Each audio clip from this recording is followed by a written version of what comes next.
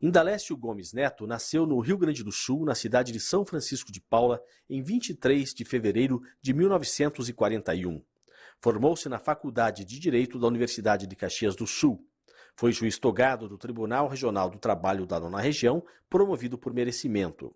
Atuou também como presidente da Associação dos Magistrados da Justiça do Trabalho da Nona Região entre 1978 e 1979. No TRT da Nona Região, foi membro da Comissão de Revista, vice-presidente de 1988 a 1989, membro da Comissão de Regimento Interno e presidente interino durante setembro e outubro de 89. Em seguida, assumiu como presidente e exerceu o mandato até outubro de 1991. No ano seguinte, tornou-se ministro do Tribunal Superior do Trabalho, onde se aposentou em 1996. Desde então, exerce a advocacia nas cidades de Curitiba e Brasília. Eu fiz o meu concurso no Rio Grande do Sul, que na época tinha jurisdição também no estado de Santa Catarina, né? Foi no ano de 1970 que eu fiz o concurso. Aí fui aprovado e assumi como juiz substituto lá. E me mandaram jurisdicionar, substituir, na época, substituir em Santa Catarina. Aí, como fiquei um mês em Blumenau, depois um mês em Brusque, depois mais um mês em Tubarão, e depois me mandaram para Criciúma. Né? E em Criciúma eu fiquei aproximadamente 5 anos, ou quase 5 anos em Criciúma, contando o tempo de juiz substituto e depois de titular. E só vim para Curitiba quando, na verdade, instalaram este tribunal, porque daí o doutor Pedro Ribeiro Tavares, que era o titular da então primeira Junta de Conciliação e Julgamento de Curitiba, ele veio integrar a composição, a primeira composição do tribunal. E aí vagou a primeira Junta de Curitiba, e aí eu pedi a minha remoção para a primeira Junta de Curitiba. E fiquei, eu acredito que eu tenha ficado também aproximadamente 5 anos na então primeira Junta de Conciliação e Julgamento de Curitiba, porque ao todo eu fiquei 10 anos como juiz de primeiro grau. E em 1981, em dezembro, eu integrei uma lista tríplice pelo critério de merecimento e fui promovido para o Tribunal Regional do Trabalho, este tribunal aqui. Então eu passei a integrar a composição do tribunal em 1981. E fiquei no tribunal de 1981 a 1992. Em 1982, eu fui convocado para atuar no Tribunal Superior do Trabalho em Brasília. E nesse meio tempo, depois de convocado, eu também integrei uma lista tríplice lá para preencher um cargo reservado aos magistrados de carreira e fui nomeado, fui indicado, primeiro indicado ao Senado da República, como escolhido, né, para integrar essa vaga. E depois que fui aprovado, então meu nome foi aprovado pelo Senado. Então foi uma sessão assim no Senado da República, na Comissão de Constituição e Justiça, que eu não esqueço. É uma coisa que esta realmente ficou na minha memória muito, muito bonita para mim, a solenidade. Né? No início eles davam a palavra ao candidato para se expressar e dizer o que desejasse, e depois é que passavam a palavra aos senadores para fazer as perguntas. Sempre foi criticada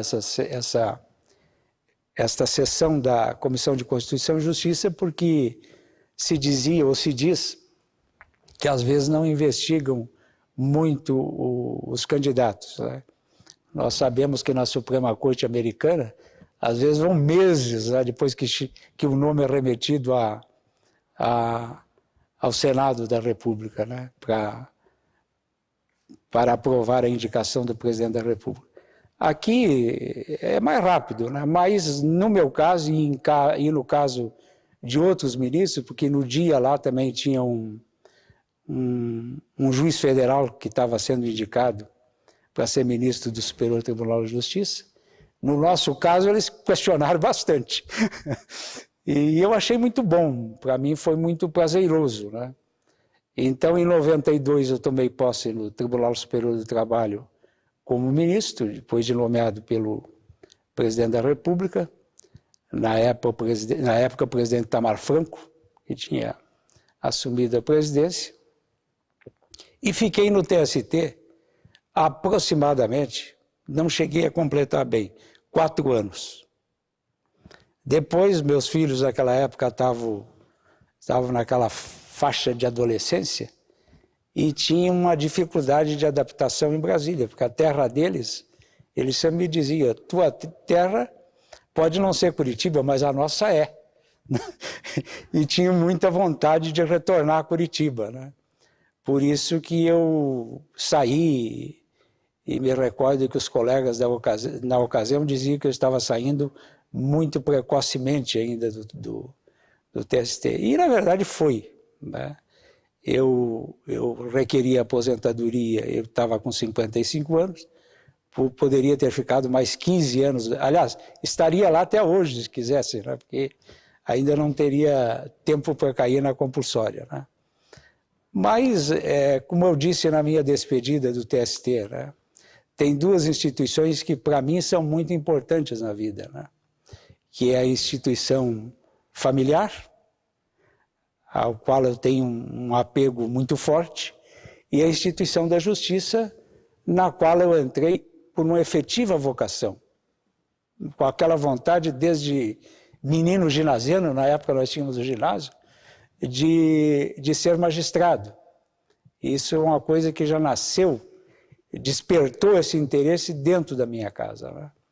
Então, para mim, foi esses 25 anos aproximadamente que eu fiquei no judiciário, 10 no primeiro grau, 11 aqui nesse tribunal, e aproximadamente 4 no TST, foi uma trajetória que me trouxe uma experiência riquíssima e que eu recordo com muita alegria, com muita satisfação. Aprendi muito nessa caminhada, convivi com excelentes magistrados, né?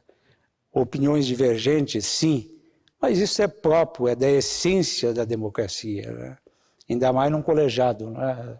Doutor Pretestato. O doutor Pretestato entrou mais tarde aqui, mas trouxe o seu contributo também, vindo do Ministério Público, uma visão interessante. Hoje ainda se questiona esta participação do Ministério Público pelo 5º Constitucional e dos advogados na composição dos tribunais. Eu, sinceramente, com o respeito que me merece as opiniões divergentes, eu acho que é salutar, porque se traz uma visão diferente e este intercâmbio de ideias e mesmo as divergências é que faz efetivamente a justiça mais efetiva, mais forte e mais respeitada no seio da sociedade.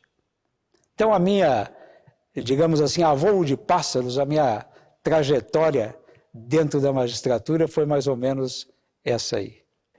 Tudo que é novo, que inicia, ele gera controvérsias até que se afirme a instituição, né? Então o tribunal nasceu e foi instalado com muita expectativa favorável, eu diria, pela sociedade paranaense.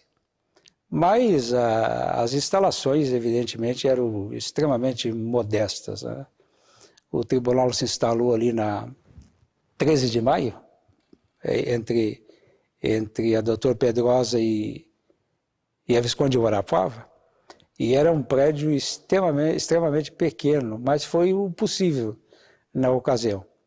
E as sessões, digamos, como naquela época não tinham tantos processos, mas também não era bem assim, porque começaram a vir os resíduos porque ele foi desmembrado parte do Tribunal de São Paulo, no caso do Paraná, e parte do Tribunal do Rio Grande do Sul. Então vieram os resíduos. Então acabou, desde o início, tendo bastante processo para julgar, porque julgava aqueles oriundos desses tribunais na área de abrangência do novo tribunal, né? Mas os debates, é natural, os juízes iniciando a judicatura num tribunal novo, então os debates eram candentes, intensos, né? E cada um, eu não participei dessa primeira composição, só fui, como já lhe disse, integrar o tribunal em 81, mas os debates eram constantes, né, sobre os temas jurídicos, né? Eu diria que foi muito bonito, tínhamos juízes de excelente bagagem intelectual, não gostaria de citar nenhum para não deixar ninguém de fora, porque eu acho que todos deram uma bela contribuição ao tribunal, na sua passagem pelo tribunal. Mas, no início, era tudo o quadro de funcionários acanhado. Para lhe dar uma ideia, quando criaram o tribunal, nós não tínhamos o quadro de juízes substitutos. Criaram o tribunal sem ter um quadro de juízes substitutos.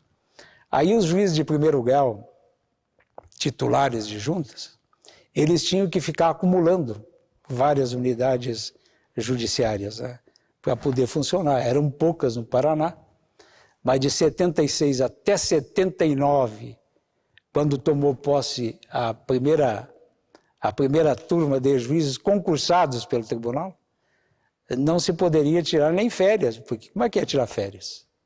Não tinha que substituir-se. Pelo contrário, você tinha que acumular mais juntas de conciliação e julgamento para que elas funcionassem.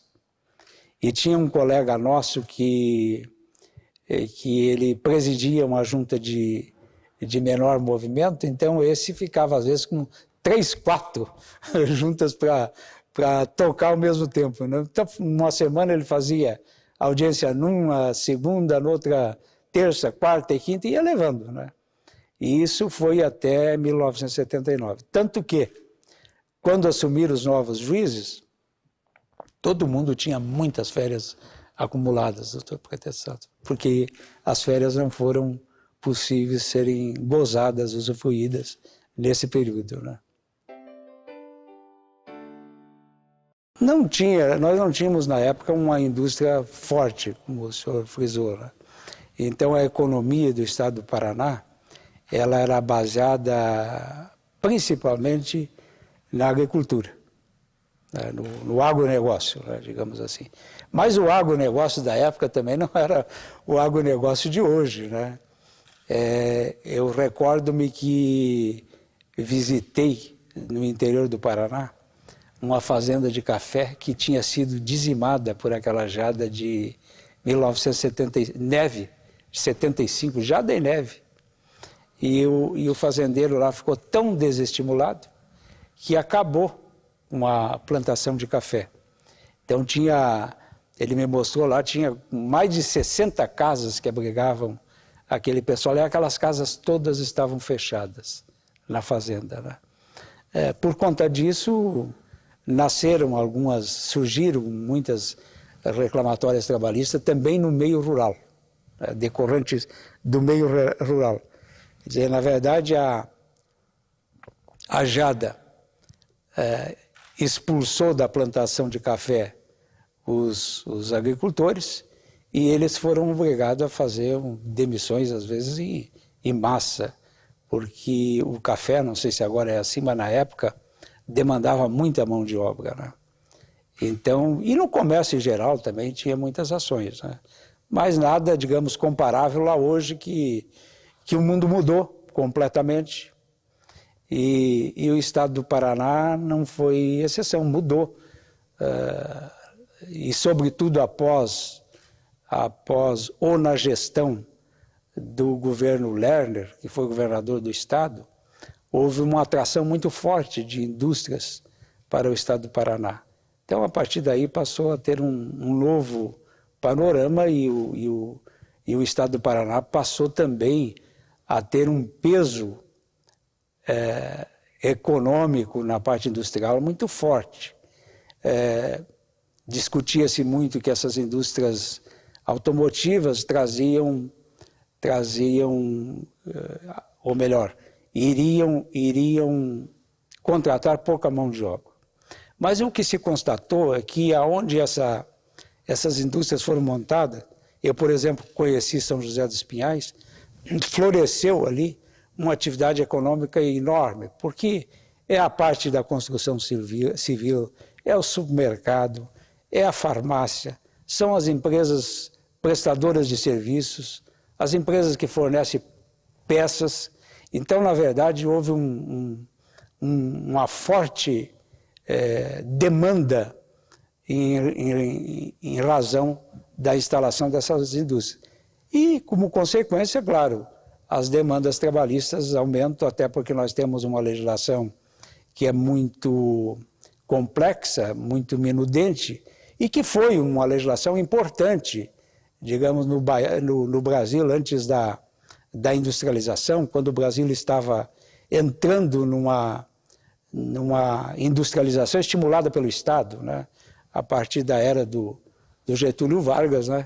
Mas, na verdade, a grande força que teve, que foi criada a Companhia Siderúrgica Nacional, para citar alguns exemplos, Vale do Rio Doce, né? A Petrobras, eu mesmo como estudante, ganhei um título na universidade, fazendo um discurso defendendo o petróleo é nosso, né? Porque na época era isto que comandava o país, né? Quer dizer, o Estado tinha uma presença muito forte, né, na economia. Hoje as coisas estão muito modificadas, né? O mundo não tem mais fronteiras, né? E então eu acho que, inclusive, a nossa legislação trabalhista, que cumpriu um papel educacional nas relações entre empregado e empregador, muito relevante, eu tenho essa convicção, mas hoje em muitos itens ou capítulos precisaria ela ser revista, né? Porque tivemos uma nova Constituição, que é verdade, aprofundou, digamos, a proteção de muitos direitos trabalhistas, né? Mas também ela abriu a porta para uma nova visão de mundo, né? E com essa Constituição, o Brasil fez uma opção democrática, né? Fez uma opção por um Estado democrático de direito. Essa foi a opção que os nossos constituintes fizeram. Tanto que a nossa Constituição começa já lá se não me falha a memória, no 3º artigo, que o Brasil é um Estado democrático de direito. Né? Então, passou a ter muita importância, né, o cumprimento da legislação para que isto gerasse confiança nos novos investidores, né?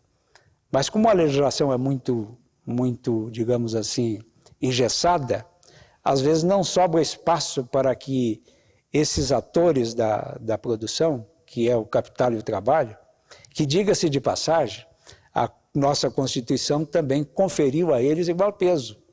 Está lá no artigo 170 da Constituição. Então são dois atores importantíssimos e que têm igual peso no desenvolvimento do país, na construção do país. Por isso que há um princípio no processo do trabalho, que eu sempre digo que é o pináculo de todos os princípios, que é a conciliação. Ou seja, a conciliação, ela se sobrepõe, ela vem antes do julgamento. Nós temos que perseguir sempre a conciliação. E se a legislação não fosse tão engessada, tenho para mim que hoje, com a evolução que temos, né, na ordem sindical, embora ainda muito ligada ao Estado, mas houve, de certo modo, um fortalecimento do sindicalismo no Brasil. Se tivesse mais espaço para os sindicatos negociarem com os sindicatos de empresa e empresas diretamente, seria melhor para o país, seria melhor para os empregados. Porque sem estimular o aumento de emprego, nós não temos emprego. O Estado está com a sua capacidade de investimento exaurida, né? Então, eu acho que estamos num contexto em que precisaríamos olhar com muita seriedade, muita responsabilidade esse horizonte que se abre para o Brasil e que é promissor. O Brasil hoje já é muito respeitado no contexto internacional, né?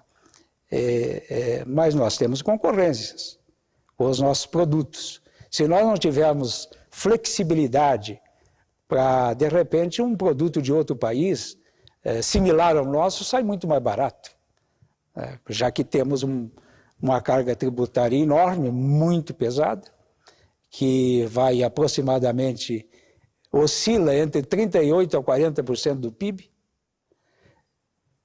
e bem por conta disso não podemos engessar em outras pontas a economia, o desenvolvimento social, porque se assim o fizermos, nós não vamos aumentar a quantidade de empregos que precisamos a todo ano, né? Nós precisamos atrair investimento e aumentar a quantidade de emprego. E a Justiça do Trabalho, nesse contexto, nesse horizonte, eu entendo ainda que há para a Justiça do Trabalho um papel relevante.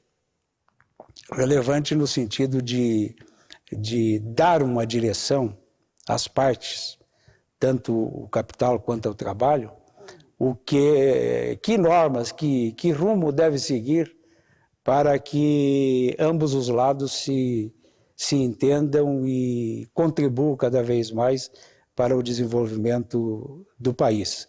Não pode haver nem preferência nem para o lado do empregador, nem para o lado do empregado. Há que haver um equilíbrio.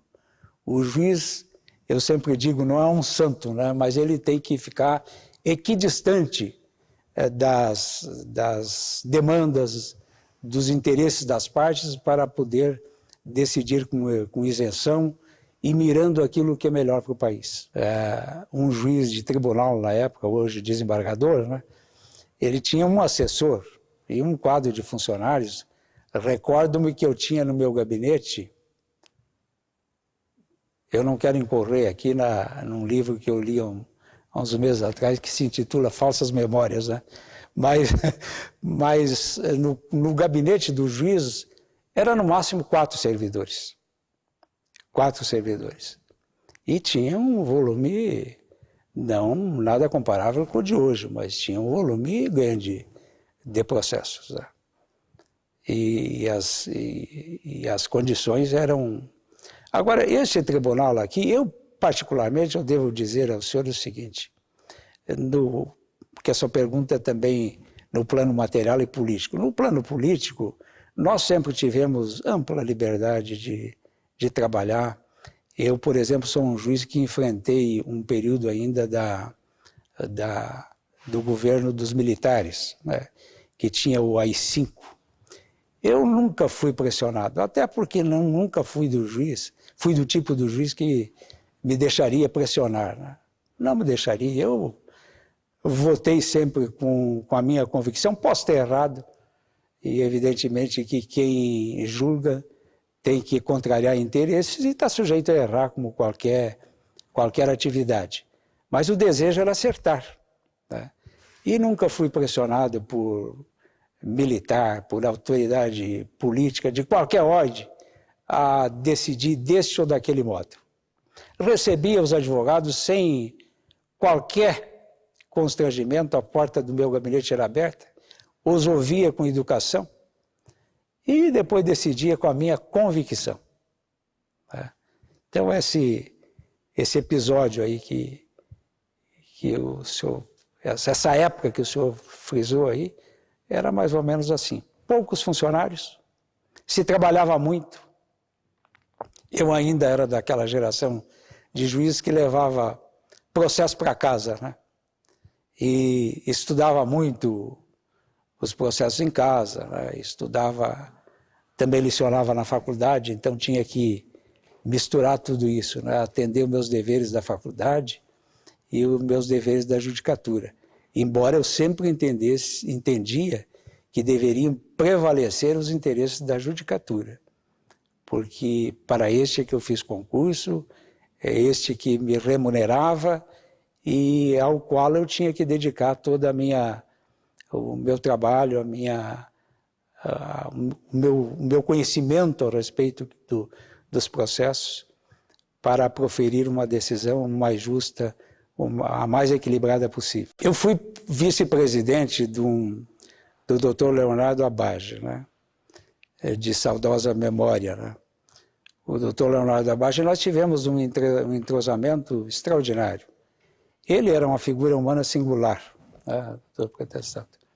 E tivemos Depois do Dr. Abage, ele, ainda no curso da gestão dele, ele caiu na compulsória.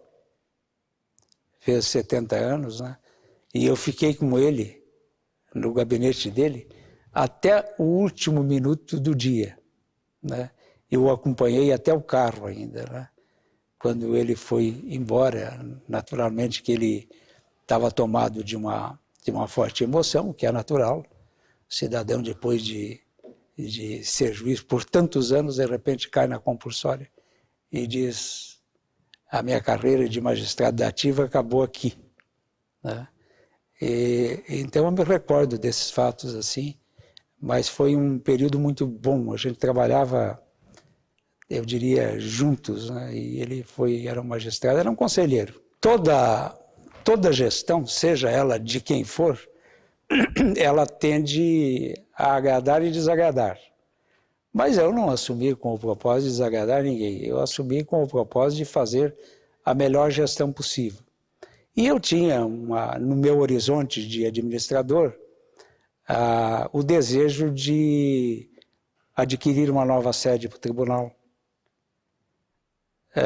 fazer com que algumas juntas de conciliação e julgamento também pudessem ser instaladas em sedes dignas, né? E outra meta administrativa que sempre esteve no meu horizonte era começar a informatização do tribunal. Eu já via naquela época que o caminho era a informatização. Agora imagine os senhores, né, naquela época você mexer com informatização. Ninguém queria. Esse sujeito é um visionário, né? É um visionário. Aí nós não tínhamos recursos no orçamento. Porque o gestor público ele só pode utilizar as verbas que estão no orçamento. E assim mesmo com a rubrica específica. Você não pode jogar de uma rubrica para outra, né? Pelo menos no meu tempo não podia, né? As leis oscilam muito, não sei se hoje é assim. E aí eu pensei, digo, mas o que eu vou fazer? Que já que não há possibilidade de iniciar a informatização com recursos públicos, mas eu tenho que arrumar esses recursos, senão eu não vou iniciar a informatização do tribunal. Aí me veio na cabeça o seguinte: olha, com todo o respeito aos que pensam o contrário, eu sempre respeitei muito as opiniões divergentes, digo, eu vou alienar os carros oficiais do tribunal. E cada juiz tinha um carro à disposição, depois tinha mais da corregedoria e da presidência. Digo, eu vou alienar todos esses cargos oficiais, fazer um leilão público, propondo a troca por equipamento de informática.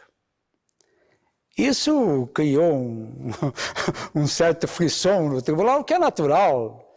Eu encarava aquilo com naturalidade. Ninguém era obrigado a ter o mesmo ponto de vista que eu tinha, né? Mas, enfim, levamos avante esse projeto e aí eu vi que o tribunal não... havia muita divergência no tribunal, aí eu fiz por ato da presidência. Consultei, me entrevistei com muita gente, até a Procuradoria da República, na época que fazia as vezes de advogado da União, porque nós não tínhamos ainda a Advocacia da União, né? Então consultei, ouvi, palpitei, ouvi palpites, conselhos, e baixei um ato mandando fazer uma licitação para trocar os carros oficiais por equipamento de informática. Deu um furor, né? Aí saiu na imprensa, porque era uma coisa nova, naturalmente. Algumas pessoas, pô, mas isso aí, o que ele quer fazer com isso, né? E alguns juízes, colegas meus, amigos, dizem, poxa, o juiz custa tanto a conquistar um espaço, De repente conquista uma coisa que não é mordomia para transportar ele, você aliena os carros. Digo, bom, mas eu estou alienando por uma boa causa, que é iniciar a informatização do tribunal. E logo surgiram empresas interessadas e fizemos esse encontro de contas via licitação pública, e assim começamos a informatização do tribunal. Precariamente, mas iniciamos. E hoje ninguém imagina que se possa atuar mais sem os equipamentos de informática, informatização, porque já estamos na era do processo eletrônico. Logo, logo, os processos não tem mais folha, vão ser só eletrônicos. Tá? E veja o avanço extraordinário que o mundo teve nessa área da informática, e o Brasil, felizmente, não ficou para trás. Né? Mas naquele momento eu lhe digo que foi muito importante. Foi muito importante esse início de atividade. Né? E alguns colegas ficaram aborrecidos, ficaram sem o carro oficial. Eu mesmo, para dar o exemplo aí, tenho orgulho de dizer isso, porque eu preservei o carro da corregedoria e da presidência, mas não usei mais. Usava o meu particular para vir ao trabalho, para não dizer que eu tinha deixado... Enfim, eu não queria arestas dessa área, eu queria era fazer as coisas. Então adquirimos essa sede ali na Vicente Machado 147, na minha gestão. Iniciamos a informática, instalamos várias juntas de conciliação e julgamento no interior. Aí Cianorte, nós no ano seguinte conseguimos uma verba para iniciar a construção, mas era uma verba que dava só para fazer os alicerces. Aí eu fui lá, reuni a comunidade, prefeito, vereadores, e contei a história para eles. Se vocês querem... Na época não tinha ainda a lei da parceria pública-privada, né? Não tinha. Mas digo, se vocês querem fazer uma parceria, eu consulto o TST se isso é possível, e eu ergo esse prédio até o alicerce, e daí para frente a comunidade faz. Toparam na hora, doutor Pretestato. Toparam na hora, e assim foi feito. E ficaram tão felizes, que aí quando eu já estava no TST, me otorgaram o título de cidadão de Cianorte, e que eu guardo num quadro com muita honra, com muita satisfação, em poder ter dado esse contributo para aquela operosa comunidade. Mas eu lembro que naquela época existia um grande provedor, era um provedor, um enorme provedor, e este provedor é que comandava o resto. Hoje a coisa modernizou, é muito diferente, né? É rede de microcomputador, né? Então na época era um grande provedor.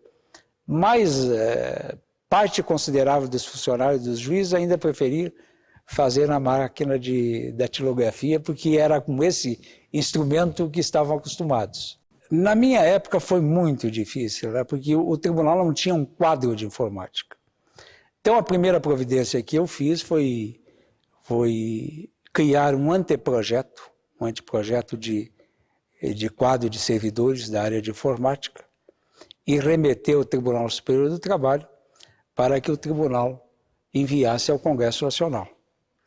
E me debati o tempo da minha gestão toda, e não foi possível aprovar esta lei criando o quadro de informática aqui do TRT. Por causa que não tínhamos o quadro, né, de especialistas. Né? Então, às vezes vinha um funcionário que dominava o assunto de outro tribunal, né? Ou o próprio TST, na minha época, chegou a mandar alguém para cá, né? Mas era muito sofrível. O início, eu lhe diria que, às vezes, causava até um desânimo, né? Porque era tudo difícil. Né? E eu tinha a convicção firme que o caminho era esse, era informatizar. E hoje a realidade deu a resposta. Né? Eu na verdade, entrei 2 vezes na lista para o TST. E nas 2 vezes, na primeira vez que eu entrei na lista, eu estava na presidência do tribunal ainda. Entrei na lista e E foi tão rápida a indicação do ministro, que quando eu pensei assim em ver se tinha que fazer alguma coisa, já estava nomeado ministro, que foi nomeado o ministro Marco Aurélio Giacomini, né? E interessante, depois, quando eu já tinha deixado a presidência do TST em 92, eu fui convocado para substituir em Brasília. E aí eu acabei entrando novamente na lista. Foi aí, nessa segunda vez, que eu fui indicado e depois, mais tarde, nomeado ministro. Esse foi uma segunda vez, uma segunda oportunidade. Eu diria que nos primeiros meses que eu deixei a judicatura, né, havia assim, um sentimento muito forte de perda, não de poder, né? Nunca isso me envolveu, essa questão do poder, né? Mas perda de estar fazendo aquilo que eu gostava muito, que eu me achava que tinha traquejo para aquilo, que estudei para aquilo, que persegui aquilo. Então, houve sim esse sentimento de perda, né? Por outro lado, eu vim porque minha família já estava morando aqui em Curitiba. Eles ficaram só um ano comigo em Brasília. Eu vim para cá com eles estavam os filhos adolescentes, numa fase difícil da vida, né? Eu pude ajudar minha mulher, pude ajudar eles, e eu posso dizer o seguinte, que eles ficaram felizes da vida que eu viesse embora, né? É muito tempo, sim, eu escrevi à mão, mas eu vou lhe dizer por quê. Eu ainda sou de uma época de geração de juízes que trabalhava muito no processo. E na época o juiz, no início da minha carreira, ele ganhava muito pouco. Eu tinha só uma máquina, Lettera 22, para fazer, e eu fazia muita sentença em casa. E esta máquina, como se diz na gíria, encrencava muito, né? Então, às vezes eu digo, vou fazer a mão que é mais rápido. E a minha mulher escrevia mais depressa do que eu. Às vezes eu ditava para ela, pegava o processo e ficava caminhando, editando, e ela escrevia. Então, tinha essa ajuda, digamos assim, doméstica também, né? E realmente fiz muitas sentenças à mão, né? Mas com o tempo cheguei a comprar uma máquina elétrica. Comprei uma máquina elétrica, daí levei para casa, fui treinando, né? Porque, doutor Pretestato, eu trazia muitas sentenças, quando era juiz de primeiro grau, prontas, né? Chegava ali e estava prontinha a sentença, né? Então já trazia datilografado, até porque nós tínhamos poucos funcionários, né? Então, se você trouxesse o trabalho pronto, era muito melhor, né? E aí e me tornei um datilógrafo, né, mais tarde, né? E depois, em Brasília, quando eu fui para lá, eu trabalhei muito, porque não estava iniciando, mas estava na fase preliminar da informatização, né? E eu trabalhei muito com máquina elétrica. Então, eu parava no hotel, eu tinha uma máquina elétrica, né? Só que fazia um barulho danado, os vizinhos do lado começaram a reclamar. De noite, né? Eles queriam dormir, a máquina... Certos pensavam, quem é esse sujeito aí que não para de bater máquina de noite? O meu avô, a minha família toda, ela é da região da Campanha do Rio Grande do Sul, e desde os meus bisavós, a atividade econômica deles era fazenda, né? Fazenda de gado, não de plantação. E as fazendas, evidentemente, quando morria um, elas iam sendo partilhadas e ficando cada vez menor. E o meu avô diz, olha, eu não gostaria que você ficasse aqui fazendeiro. Eu gostaria que você...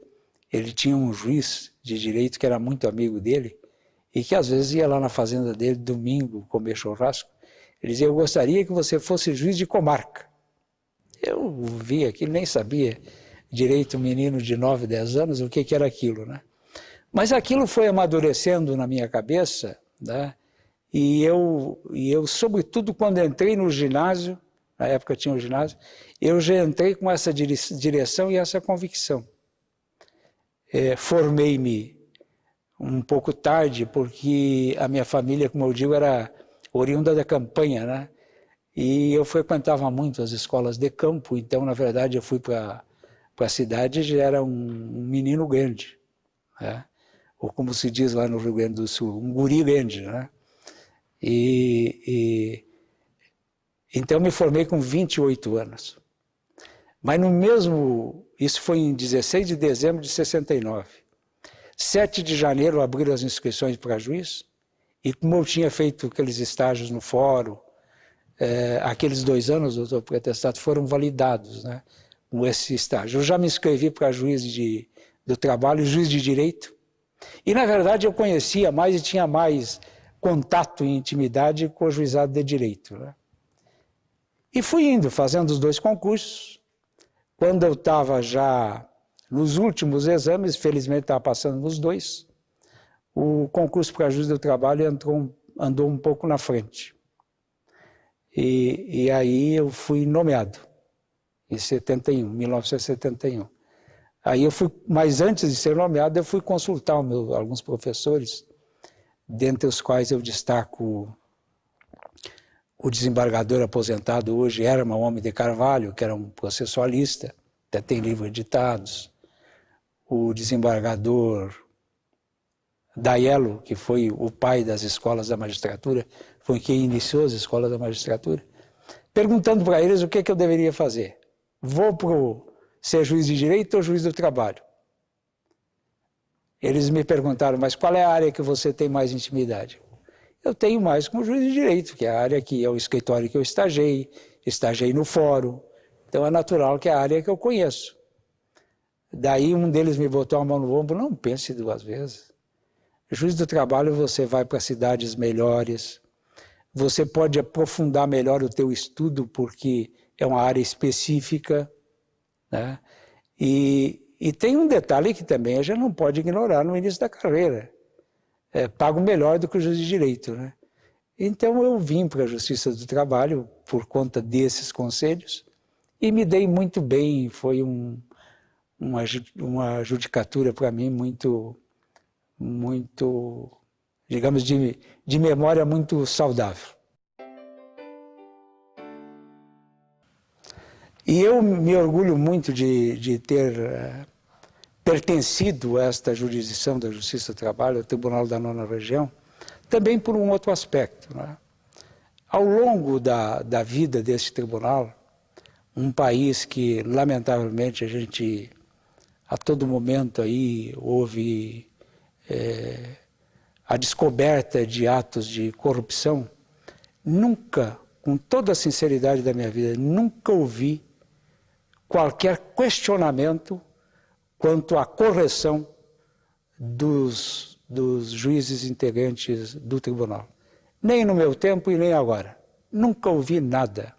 Então eu acho que isto é um dever, não tem dúvida, do juiz, que é, acima de tudo, um servidor do público, mas eu acho que isso é muito importante. Eu acho que dá orgulho para a gente ter pertencido a uma instituição que eu afirmo com precisão, uma instituição limpa, né?